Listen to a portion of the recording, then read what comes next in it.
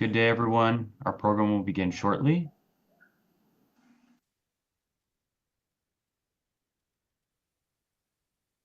Hello, everyone. Our program will begin in just a moment. Good day, and welcome to Advocacy Anywhere, Israel at War, a series featuring programs surrounding the evolving situation in Israel and the region, understanding the impact around the world, and sharing action items that you can take from wherever you are. As Hezbollah, the Iran-backed terror proxy, continues to launch attacks against northern Israel, the threat of a larger war looms. And joining us today on the ground in Israel to explore the current situation and the path forward for Israel's defense and security is Lieutenant Colonel Reserve Sarit Zehavi, founder and president of Alma, a leading think tank and research center dedicated to researching the security challenges on Israel's northern borders. Moderating today's conversation is AJC Jerusalem Director Lt. Colonel Reserve Avital Leibovich. After we hear from Avital and Sarit, we will take your questions. You may email your questions to questions@ajc.org. That's questions plural, or use the Q&A feature in Zoom. Avital, I'll turn the floor over to you. Thank you, Daniel, and hello, everyone from Israel. I'm sure you've been seeing the images in the last 9 months of rocket fire, sometimes heavy rocket fire from the north. And today we'll look at this a bit closer. And exactly what does the north mean? Does it mean only Lebanon? Does it mean Lebanon and Syria? Maybe it means also Iraq and Yemen. So when we say the Lebanese front or the northern front, what exactly do we mean by that? So let's begin with the first question. And I think to frame the situation and understand what we're talking about, Sarit, we have seen a constant increase in the amount of rockets fired and also the range of the rockets fired. Could you please walk us through the numbers of the amount of rockets and drones that Hezbollah has been firing from Lebanon to Israel since October 8th? Yes, sure. In order to do so, I want to share a screen with you just to take a look at the numbers. And you can see that since October 8th, which this is the date that the Northern Front was open, we have until June 30, it is more since in the past 10 days, around 2,300 attacks. Attacks doesn't mean the amount of missiles or drones. It means the amount of attacks, because you can have 200 rockets that are launched at the same attack, just like what happened last week. Yeah, this is important. I'd just like to emphasize it. One attack could be 200 rockets fired at the same time, or 20 drones fired at the same time. So this is just the number of the total attacks on a daily basis. In reality, the number of rockets and drones is a lot higher. A lot higher. There are differences in the types of weapons, meaning that the rockets are launched in barrages of few tens, up to 200 we've seen already, while the drones are launched until today. The potential is different, but until today, the drones are launched few. We've seen, and there was also an increase in the amount of drones that were launched every month. Drones are launched as attacking drones and as gathering intelligence drones, and also the anti-tank missiles, which has no connection to tanks whatsoever. It's just a name. They are not launched from tanks and not necessarily against tanks. These are very accurate weapons that are launched in 1 to 4 together, something of the sort, but we don't have a defensive answer to, because Iron Dome cannot intercept the anti-tank missiles, and we don't have alerts when they hit.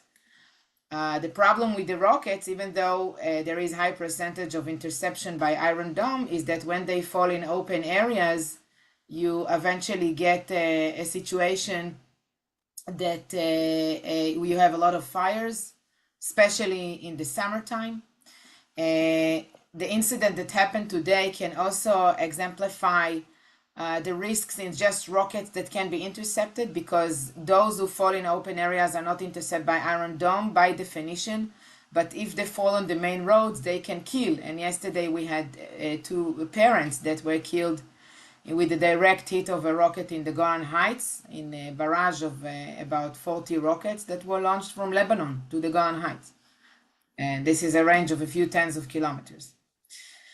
I can even say, and you mentioned it, that we see an increase in the amount of attacks to non-evacuated areas. The majority, like more than 90% of the attacks were to the evacuated areas. But yet I can say that only in June, we had 27 attacks against non-evacuated areas. And again, attack means many rockets, because this is within the range of the rockets rather than the range of the anti-tanks. Part of this, it's because of the targeted killings.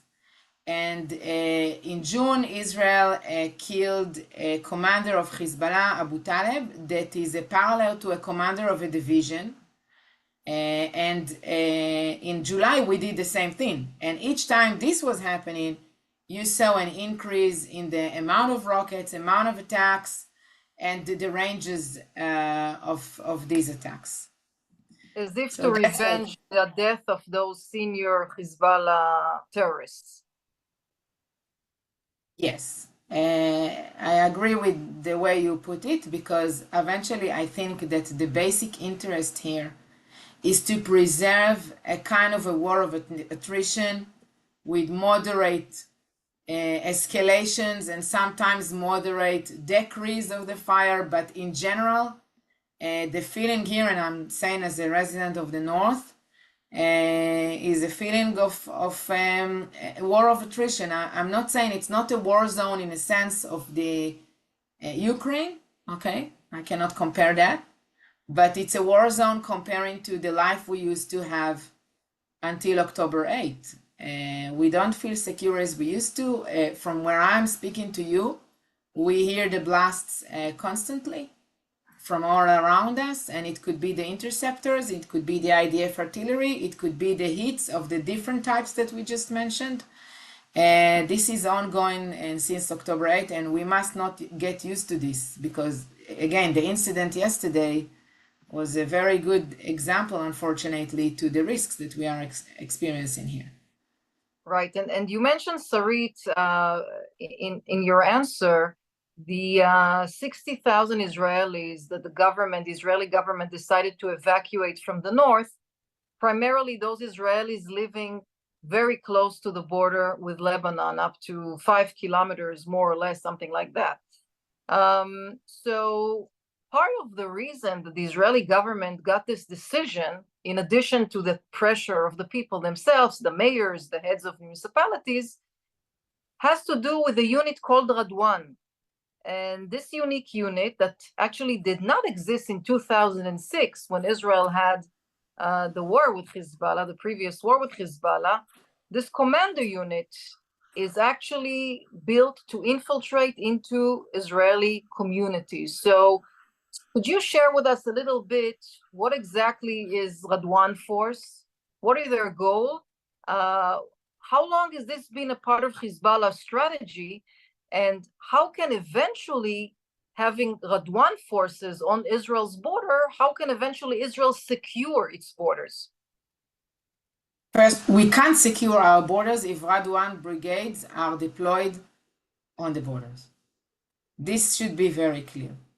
And until October 6th, we saw them in the past 2 years. They were fully prepared and fully deployed to launch, as you said, the offensive plan to occupy the Galilee, a plan that was published by Hezbollah itself, maybe even before it had the true capability to do it, 10 decades ago. The plan is similar to the plan that was finally implemented by Hamas, that was finally executed by Hamas, starting with a barrage of artillery, and I'm now describing the propaganda video that Hezbollah published a decade ago, starting with barrage of rockets to overwhelm us to the Galilee, and then sending a few thousand, we don't know the exact number of how many Radwan brigades combatants are there.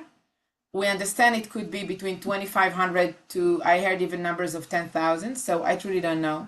This is the elite unit of Hezbollah, the commando unit of Hezbollah, that is not only well trained to execute this plan, but also were experience, because they had done the same things in Syria. Now, the plan says you should start with barrage of fire, and then you should invade from various areas along the borderline, divided to various forces, while each force, actually each brigade, will have its own sector and will know exactly to which communities it is going, how to get there, how many people live there, what's the main roads. The idea of blocking the main roads exists in the plan, just like Hamas had done. The idea of trapping civilians to become human shields exists in the plan, just like Hamas had done. The idea of entering into communities in the plan, they don't even mention going to military bases. They talk about communities. The idea of coming from the seashore. We have the seashore here in Mediterranean, Nahariya. All the beaches, by the way, are closed here in Nahariya since the war started. Just like Hamas had done, everything is similar to what Hamas actually did. And for some reason, it started from the south and not from the north. We believe that today, after 9 months of fighting, this capability was damaged. Also, the commander of Radwan brigades was killed by the IDF, probably by the IDF, okay? We don't know that for sure, but probably by the IDF since this war started. So this capability was damaged, but we can't say it doesn't exist anymore. And our assessment is that in the current situation as it is today, they can try to launch a few hundred, maybe 200, maybe a few tens from one area or maybe two areas along the borderline, not an invasion like Hamas had done. But I am most worried about a scenario of a ceasefire that will enable Hezbollah to rebuild Radwan Brigade's capability, as you said, enable them to go back to the border. This is a huge problem. Right. So definitely it's an immediate threat for Israelis. By the way, I remember a few years ago, Sarit, I'm sure you remember as well, that the IDF uncovered 6 tunnels that were crossing the border from the Lebanese side to Israel. And a few of these tunnels were right adjacent to Israeli communities. And the understanding in Israel was that this was a part of Radwan's tools, that they would use these tunnels in order to enter the communities and, as you said before, take control as much as possible. So it's more than just a force, it's also really preparing infrastructure for this operation. I'll tell you moreover, afterwards, after we blocked the tunnels, just last year, Hezbollah published a propaganda video that showed us that it is prepared to invade from above the ground. Now, when we look at this video, it was in April, we said this is Hollywood. No way they can blow up the wall, because in some places there is a wall and you see the wall in the video. But actually Hamas... The wall we're talking about, the border in the area between Lebanon and Israel, in some areas it's concrete wall, and other areas it's a fence. It's a fence, and very poor one. But in the video they showed that they're going to blow up the wall. We thought it's crazy, it's not possible. And then we saw Hamas doing the same thing in the south. Right. So I want to ask you, I mean, obviously Hezbollah is the strongest and most powerful terror group inside Lebanon. We should say Iranian-backed Hezbollah. But we know it's not the only one. And we actually saw in the last 9 months a lot of meetings between Nasrallah and leaders of other terror groups. Could you share with us the other terror groups which are in Lebanon? And also maybe describe the level of cooperation between Hezbollah and these various organizations. First, I must say that 95.8% of the attacks that in the Northern Front, which include, by the way, attacks from Iraq and Syria, came from Hezbollah. Okay, this is important to emphasize. Now let's talk about the other groups. First, yes, there are Palestinian groups, such as branches of Hamas. Just last week, we saw a meeting between Jama'ah al-Islamiyah and the leader of Hezbollah, Nasrallah, at his office in Beirut. There is another name, Al-Fajr, which we just published a video on, and their presence in Lebanon, and there is Hamas itself, that its capability from Lebanon and in Lebanon became very different than it used to be in the past few years, according to a plan that we also exposed in Alma, to create another front from the north that Hamas will be part of it and will actually part of the idea of dividing the Israeli power, the IDF power, between two fronts, at least two fronts, probably more. On top of that, you have one also Muslim Shiite organization, just like Hezbollah, which the name is Amal, which is also a political party in Lebanon. And we saw Amal also participating in the current war and had casualties with military operatives that were killed last week. In addition to all of that, we know that there are militias of Iran that are operating in Syria. I don't think they will ever come to Lebanon to fight from Lebanon, unless these are Lebanese that were landed to these militias and came back. But I think it is a very probable scenario that these militias will create another front from Syria. And you mentioned the Houthis. That's definitely part of the campaign. But this brings us to, I don't know, maybe later we should discuss the whole arena. Yeah. I also want to take you to Nasrallah's speech earlier today regarding this question I asked you. And what he said in his speech was that whatever Hamas is deciding in the talks that are now taking place in Qatar, in Doha, and you see the connection between the southern arena, Gaza, and the northern arena. And so Nasrallah said, whatever decision Hamas will take is accepted by us, accepted by Hezbollah. And this is perhaps another indication that shows the very strong connection, coordination, bond between these regional terror groups that sometimes share mutual interests. I agree. Yeah. I truly believe that if there will be a ceasefire, Nasrallah has been saying that as long as there is no ceasefire in the south, there is no ceasefire in the north, and vice versa. If there will be a ceasefire in the south, there will be a ceasefire in the north. Right. So today he repeated that again, just in a bit more, I would say, a formal way. The way by the way, analyze it, I look at it, is like he, in a way, gave permission to Hamas to go ahead with a possible agreement, with a possible deal, because we know that he doesn't have an immediate interest to escalate all out the situation. So this is, I don't know if you agree or not, but this is my understanding of a very direct sentence he said today in his speech regarding the talks in Doha. I think we just can't know. Okay. We just don't know. So I want to ask you about Iran, because we've been seeing, I think, for decades, Iranian officials visiting Lebanon. We see the pictures taken, the photo ops taken with Nasrallah. We see Iranian ministers, senior ministers. So could you please describe to us the relationship between Iranian leadership and Hezbollah's Nasrallah?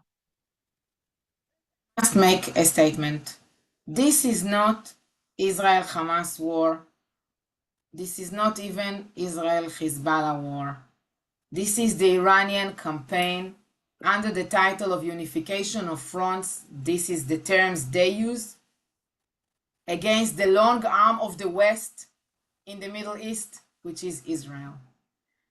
This is what October 7th is all about. And actually, it doesn't really matter whether Iran knew the exact date or Hezbollah knew the exact time. The plan was published by Iran itself that they are preparing to have a campaign of unification of fronts with the various proxies of Iran in the Middle East, while Hamas is one of them, and in a different way, Hezbollah is one of them, and in another way, the Houthis of Yemen are one of them, etc. Hezbollah is unique because it is the most senior proxy, the most professional proxy. Nasrallah is highly appreciated in Tehran. And I can describe this relationship like if IRGC are an international company, Hezbollah is the most senior CEO, or Nasrallah is the most senior CEO of this company. And that's why it's almost a partnership, but it's not. He's still an employee in this company. He's not the owner. Okay. Hezbollah led Iran with the Russians, with the assistance of the Russians, but it helped in the victory in Syria against the rebels. Hezbollah trains the other proxies of Iran in the region, including in Lebanon. We've seen proxy militias of Iran training in Lebanon by Hezbollah. I think this is something that is very important to understand the place of Hezbollah among the other proxies of Iran. And that's why you see all these meetings, coordinations of Nasrallah with Hamas on the one hand, and then Nasrallah with the Iranian ministers and leadership on the other hand. Right. You mentioned Syria earlier, and I wanna ask you the following. I think there's like a global tendency to overlook Syria, which is another arena for Israel. It has many challenges. It's a fragmented country that was never capable of moving forward since the civilian war took place there between 2011 and 2018. And I want to ask you, Sarit, what do you see today in Syria that serves as an immediate threat to Israel? You alluded a little bit to it. And who exactly is behind this threat, keeping in mind that Syria is such a fragmented country today? Yeah, just to put things in proportions, 500,000 people were killed in the civil war in Syria. And half of the population of Syria became displaced. This is 11 million people, while half, 6 million people became refugees. And these are just 2 million official, of them are in Lebanon. Right. And these are just the official numbers of the UN, those who registered. Right. We don't know who else. Now to your question. Syria is a strategic asset to Iran and to Russia. That's, I would say, one side of the threat. What do I mean? For Iran, Syria is a part of the route to smuggle munition to its proxies in Syria, especially Hezbollah in Lebanon, route that goes in the land, by the land, through Iraq, by the sea, through the seaports of Syria, and by the air. And Russia view Syria as a critical asset, as a counterweight to the American presence in the Middle East by Israel. And if you like, some memories of the Cold War, I'll put it this way. Now, when the relationship between Iran and Russia are becoming closer, we see this happening in Syria as well. And we see, for example, Iran using, all of a sudden, for example, an airport of Russia in Syria to smuggle munition into the region. And this is very interesting. The second threat is the proxy of Iran in Syria as a potential to expanding the war against Israel to more fronts, as I've said, from Syria itself, not only launching rockets, but also infiltration. And we have communities which are very close to the border in the Golan Heights as well.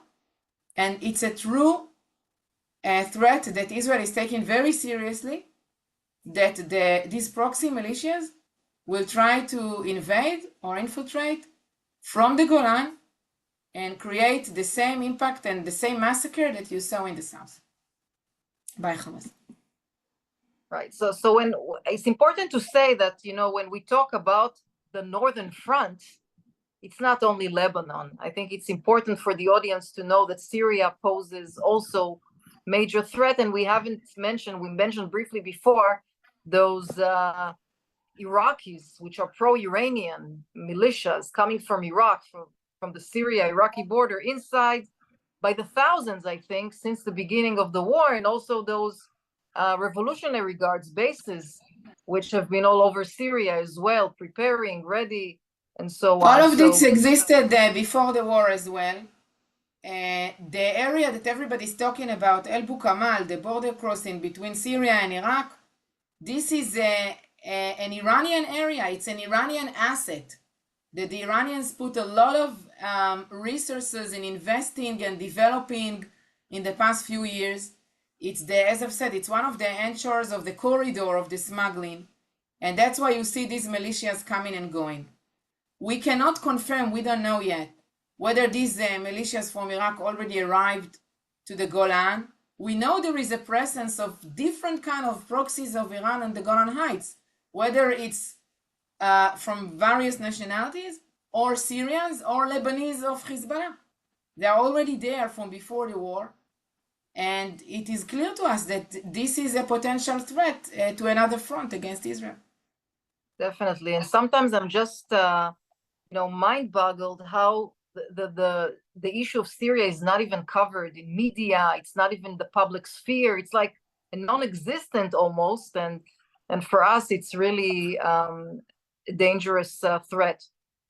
The Israeli government decided that the strategy in the north and the northern borders is active defense.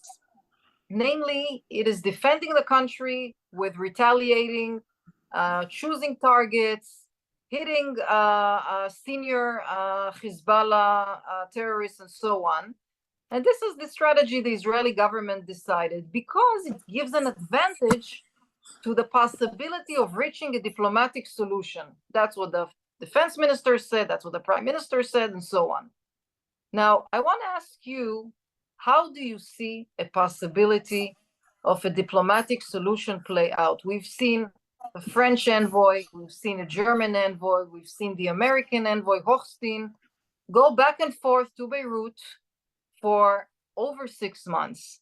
Do you think that Hezbollah, Nasrallah, has an interest at all to have or to create a partnership with whoever in order to have an agreement on the border?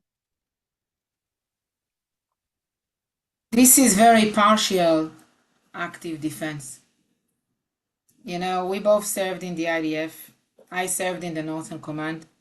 And in the entrance to the Northern Command, it is written, the mission is to protect the northern communities of Israel. And these communities are evacuated from 9 months now, and they cannot go back to their homes. So as long as they cannot come back to their homes, the Israeli government is not fulfilling its mission. There is defense, there is a lot of forces here, but the mission was not accomplished. Before talking about an arrangement, I want to put a question on the table. What if we don't get a ceasefire? What if Hamas and Hezbollah are not interested in a ceasefire? What if Hamas is not interested in releasing all hostages, but only part of them? And then we will continue to shuffle with raids in Gaza. What would be the policy of Hezbollah in this scenario? It's an open question. I don't have an answer, and even the Hezbollah leadership said that it's an open question. Now to your question about the ceasefire. The biggest question around that is who will monitor that? Who will make sure that the ceasefire that will be created is not based on any maintenance of the capabilities of Hezbollah. It is not based on enabling Hezbollah to recover the capabilities that IDF did attack since the war started. This is the biggest question. I am not against a diplomatic arrangement. I think most of the people in Israel want to give an opportunity for a diplomatic arrangement because eventually it's our children that are going to fight at the age of 18. Our husbands or wives and brothers and sisters. We don't have an interest to run into Lebanon. Lebanon is a bad memory for us, not from too long ago. But I think that at the same time, we cannot compromise anymore, like we already did in the past, on security, on the capabilities of Hezbollah. And I truly believe that there is a possibility that Hezbollah will agree to a diplomatic arrangement. But in the Middle East, there is a gap between Hezbollah signing or agreeing officially to a diplomatic arrangement and implementing it. And in 2006, there was an agreement. It was not signed officially. It was a United Nations Security Council resolution, but it was clear that the Lebanese government is part of it. And Hezbollah is part of the Lebanese government today. So, okay, and there may be an agreement. Is he going to implement the agreement? This is a totally different question. And that's why it's very important to make sure that this is not happening again. And I think this is the greatest fear of all of us here living in the North, that we will go back to October 6th. We will have an agreement, but it will not be implemented. And the initiative to carry out another massacre will be in the hands of Hezbollah once it will recover the damages that IDF caused it in the current campaign.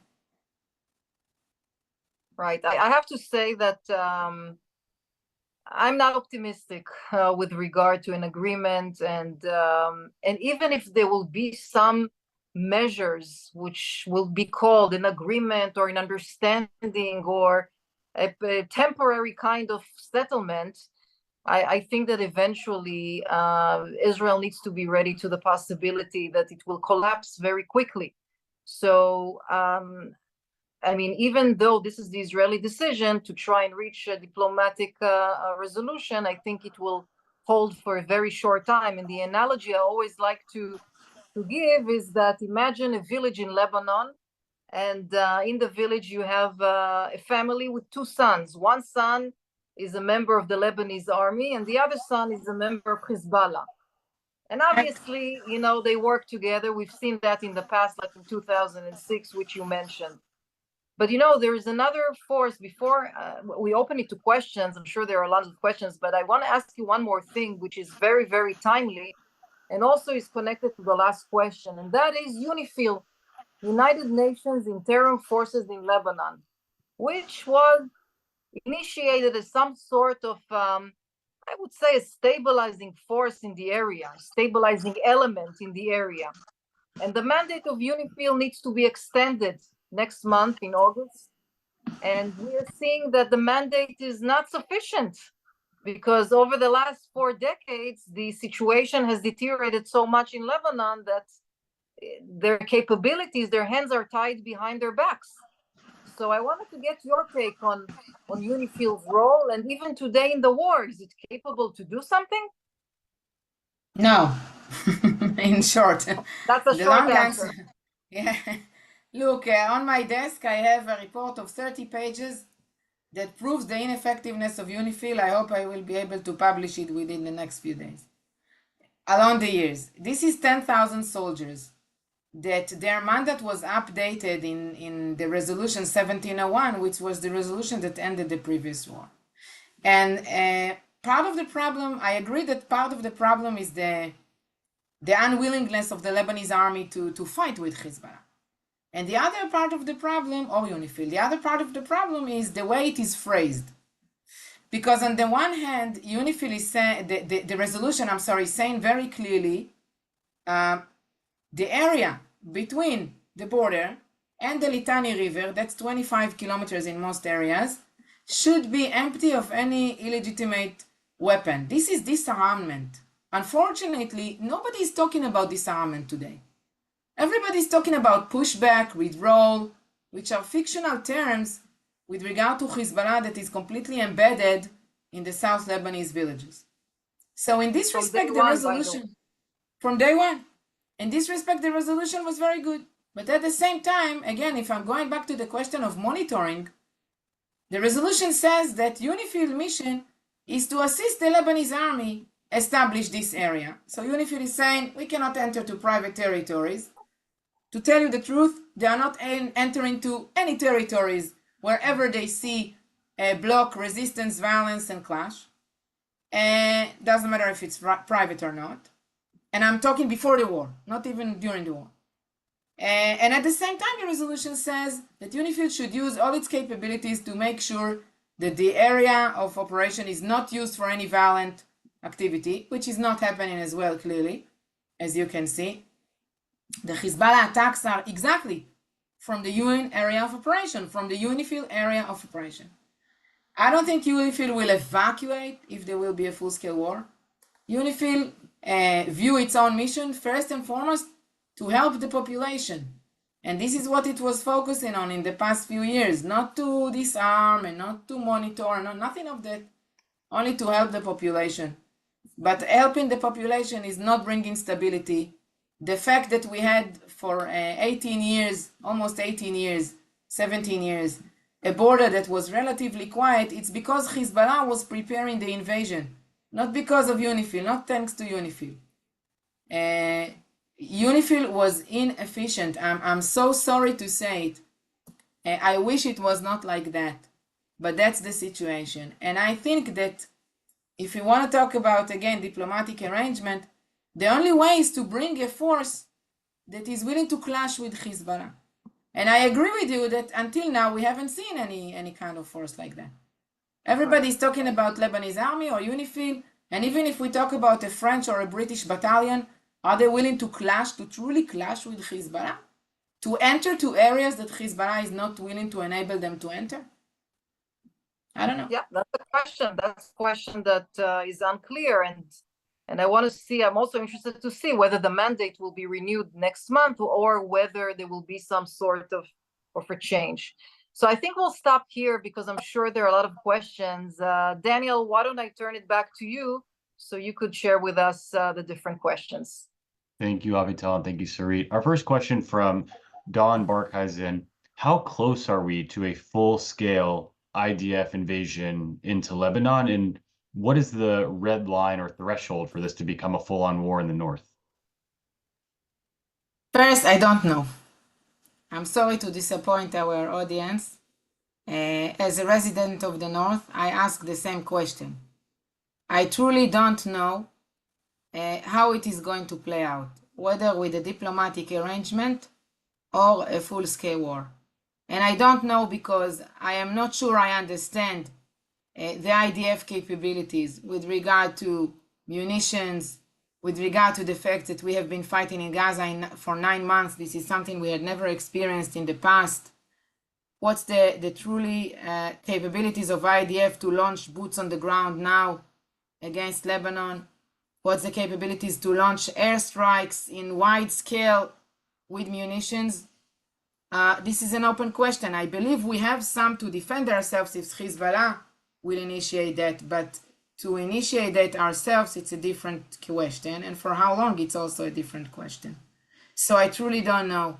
I don't know, as I've said, whether Hezbollah or Hamas are truly interested in a ceasefire. And I am not sure that they are truly interested in a ceasefire, because if Hamas was truly interested in a ceasefire, why is it insisting on phases with regard to the hostages? Why not just letting all the 120 hostages go home and then putting Israel in this dilemma whether to stop the war or not? Hamas is talking about phases. Why phases?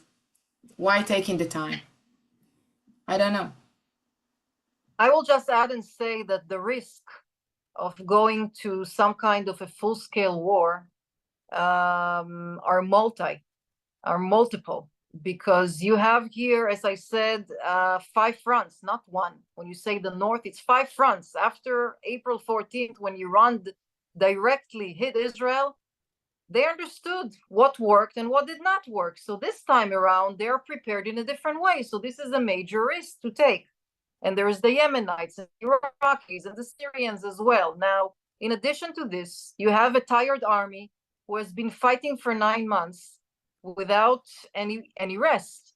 You have ammunitions which are running out. You have the economy here, which is also not in the amazing shape. It's not collapsing like in Lebanon, where $1 equals 89,000 Lebanese pounds, but it's still not in the best shape. So there are many, many considerations when the Israeli government comes and analyzes the will and the motivation it has to go to a full-scale war. Having said all of that, in order to return those 60,000 people sometimes to their homes and resume security, the situation could not last.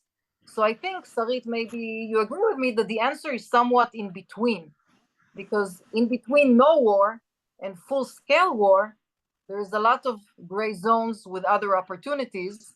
So maybe we're looking towards that direction. Even that is not happening. I agree there is a wide spectrum. I agree that maybe we should stop making declarations and just operate. But this is not happening either. And I agree also that war poses a lot of risks, since the assessments are that in times of war we'll have about 4,000 rockets that will be launched by Hezbollah a day. The capabilities of Hezbollah with regard to rockets and missiles are 10 times more than Hamas. It's going to be a completely different experience than everything we had known in the past. And I think that our leadership, with all the criticism, our leadership is aware of this risk, at least, and that's why they are not. They are very much hesitating to go to this adventure. I agree. Daniel? So from Ray Termini, if in response to Hezbollah's attacks on Israel, and Israel responds with attacks, would a ground invasion of southern Lebanon, in your mind, be necessary in order for Israel to win? Again, it's a big question. I truly don't want to get too much to contingency plan of the IDF. Today, we asked the question with regard to publications in Israel, whether Israel can deal with the threat of the tunnels of Hezbollah just from the air. And I'm not sure the answer is yes, because you saw that in Gaza, we need to go from tunnel to tunnel. And the same infrastructure exists in Lebanon as well, in a different way, but it exists. And so even if you succeed in eliminating part of these tunnels from the air, like what was done in Gaza, I believe it is being done in the north as well, I'm not sure it's enough. I don't know. It's also a question of how much pressure we can put on Hezbollah, and it is an open question. How much pressure with airstrikes we can put, and will succeed in putting pressure on Hezbollah only by airstrikes. I'm not sure. Your next question from Barbara Fischel: how might the ongoing protests and political instability in Lebanon impact Hezbollah's operations and influence? What protest? I'm sorry. What influence? In 2019, the Lebanese government wanted to take taxes for WhatsApp. I don't know if you know. And the Lebanese went out to the streets protesting against the economic crisis there, and inflation, growing inflation, and things like that. No protest. The protest is in the media, in social media. The protest is on big posters in Beirut. But where are the people in the streets? Where are they? Where are the Lebanese? I don't see them. Either they are too afraid, these are the traditional opponents to Hezbollah. They are very much afraid of going to the streets, and those who are too loud are paid with what we call a visit, meaning that somebody threatens them. And at the same time, we don't see the base of Hezbollah, the traditional supporters of Hezbollah, those who receive all the services from Hezbollah. We don't see them changing their minds. We see loyalty in the cause. And they are saying very clearly that the cause is Jerusalem, that the martyrs of Hezbollah, this is how they call them, were killed on their way to Jerusalem. There is a gap between our understanding of what is Lebanon and what is the Lebanese society, and between the reality. And in the reality, the opposition to Hezbollah in Lebanon is not strong enough to create any protest in the street or to stop the war. I remember that after the explosion in the port in Beirut, people went out to the streets for 3 days. On day number 4, Hezbollah went out with guns, killed a few people, and then the protests were over that day. And I think that is exactly the answer and the example that demonstrates that the people there are poor, and also don't have the power or the motivation to risk their lives, because this is the price. And also, let's remember that Lebanon is a country that has a terror group approving its president. And that's why they don't have a president for such a long time, because Hezbollah never found a candidate that would be appropriate according to the standards it decided on. So that is Lebanon today, unfortunately. Daniel. Right. Thank you. Our next question from Jess Labby. It seems the world is blind to this situation in the north. There's very little recognition that this provocation is happening, only when there is a response. What can or should Israel do to get world leaders and the global community at large to recognize this? I believe in data. I believe in information. I am working in this 24/7 to spread the word. I was interviewed hundreds of times since this war started to everybody who is willing to listen around the globe. And unfortunately, there are not too many people that are doing that around the Northern Front. There are very few in this field with me. Unfortunately, official Israeli speakers are hardly doing that, if ever. I think more information should be published about what is Hezbollah, how many missiles were launched. I spoke about the amount of attacks because I don't have the information of the amount of missiles. It is not being published. I think that the Israeli government should talk about Iran and this campaign of unification of fronts. Unfortunately, it's not happening. And I with the Alma Center, that's why I established Alma Center. Alma Center, this is our mission, to be a platform of knowledge exactly on these topics. And that's why we create as much as accurate as we can of the picture of the Northern Front and the data, and everything is available in our website. And I'll just invite our audience to visit ajc.org, our website, because there you can find a lot of content about Hezbollah, about the North, the numbers, challenges, messages. So everything is there. You can enrich your knowledge. Daniel? Thank you. Our next question from Susie Braverman. How might a potential war between Israel and Hezbollah impact the regional balance of power, particularly in terms of the role of other actors like the United States, Russia, or Turkey?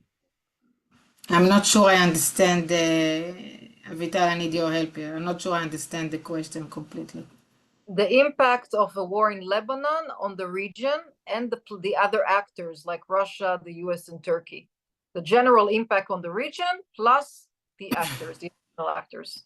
I think it truly depends on on the level of risk that we will pose to Hezbollah and to the capabilities of Hezbollah. I think that in the current war, Iran proved us, and we were pretty much surprised by the effect. We're not surprised by the operation. We had good intelligence, but by the response, that it has red lines in this. And to some attacks and damages, Iran is willing to interfere directly. Once Iran is involved directly, this creates impact with regard to the other players that you mentioned, whether it's Russia or China. Turkey is a little bit of a different player because Turkey is preserving open channels with Iran, but of dialogue, but at the same time there is a competition between Turkey and Iran over the Middle East. So this is very interesting to see where exactly this is going. By the way, there are other layers of influence which we haven't touched upon, but they exist. I'll just throw it out there. For example, the issue of cyber. Iran has inaugurated today the first AI center. And you can understand that its intention is to increase its activities in the cyber world and of course, not in a positive way from our perspective. And this could also have a regional effect. Imagine, for example, if the water systems in Israel would be affected through a cyber attack and will be poisoned, for example, and this could leak to other countries as well. So the potential for regional escalation is actually pretty high. pretty high. Daniel? Our next question is from Murray, and I'm actually going to make it a two-part question. So Murray Simon is asking, what is being done to help the thousands of people that are displaced from their homes on the northern border? And then Larry Geller is asking, what will it take for people to be able to return to their homes on or near the border, even with a ceasefire or a resolution? So much will need to be rebuilt. Is there a future for these people to return back to a normal life? That's an open question. What is being done? The government is compensating those who are evacuated, enabling them to have different residential solutions, either hotels or to rent apartments. The problem lies in businesses that are closed. It lies in businesses that are not in the evacuated areas but affected by the war, like tourists. There are no tourists in the way we got used to. There are businesses in the Golan, for instance, that are in bankruptcy and they get nothing. The problem lies in agriculture. Hezbollah caused a lot of damages to agriculture up north, and this is huge sums of money that it is even difficult to evaluate during the war.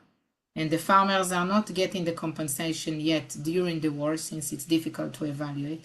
There are places that people cannot go to see what's the damages to their homes, but they're still paying the mortgage to their homes. I'm sorry for my English. And money is not everything. There are tons of challenges to these people who are displaced. With regard to education, to the children, the new school year is in September 1st. Many people don't know where they are going to live and where their children are going to study. Many of these communities that were evacuated are small communities, meaning that they had regional schools. Regional schools meaning that you have like people from my town that used to study in the schools that are evacuated. And they have to find, I am not evacuated. And they had to find different schools. Now it's a lot of students. So some of them studies only a few hours a day in the past year. There are problems with family. The family structure collapsed in hotels and the community structure collapsed in hotels. How do you rebuild all of that? These are deep questions that Israelis are dealing with. We have amazing projects of various NGOs that are involved in this, how to help them, how to rebuild the Galilee. There is now an initiative of the mayors in the Upper Galilee to try to bring the people back to the Upper Galilee in the evacuated and non-evacuated communities at the same time. But of course, as long as there is no security, any conversation of rebuilding the Galilee and prosperity of the Galilee is at huge risk. And we are trying to do whatever we can, but it's not enough without security. Thank you. Next question from Odin Odsdale. How does the oversimplification of the framing of the conflict as merely like Israelis versus Gazans by many Western countries and organizations further fuel the conflict?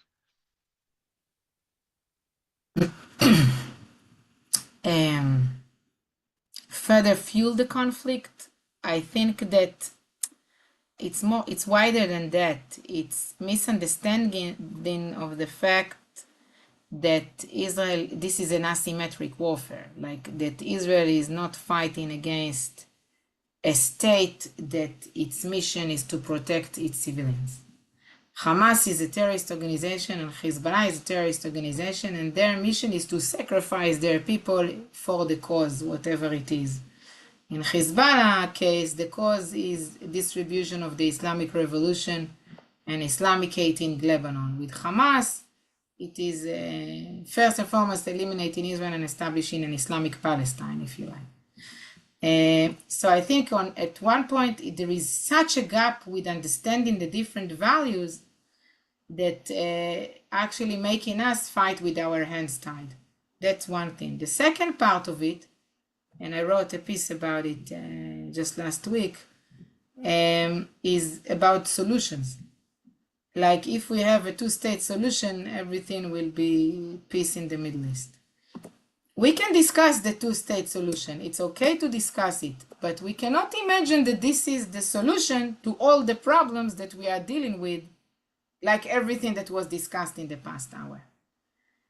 And I think the fact that there is a gap between the problem and the offered solutions do not enable us to get closer to any relevant solution over here.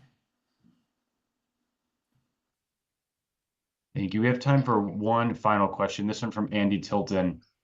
Can Israel, really its people, handle both a war with Hamas and Hezbollah at the same time? Can the reputation of Israel on the world stage handle both wars? And maybe, Avital, you also want to weigh in at some point here too. Go first. Easy question. Look, I think that it can to a certain extent, but the question is always the price. And to paralyze an entire country for these two fronts, which are not only two fronts, as I said before, these are multi-arena, this would have a heavy impact on the Israeli people, on the Israeli economy, on the Israeli life. And I'm not sure this is the preferred decision by the Israeli government. And that's why the Israeli government decided that Gaza is the main arena and Lebanon is only an active defense kind of arena. Now, keep in mind that we haven't used most of the force, the aerial force, the Navy force. We've used a fraction of it.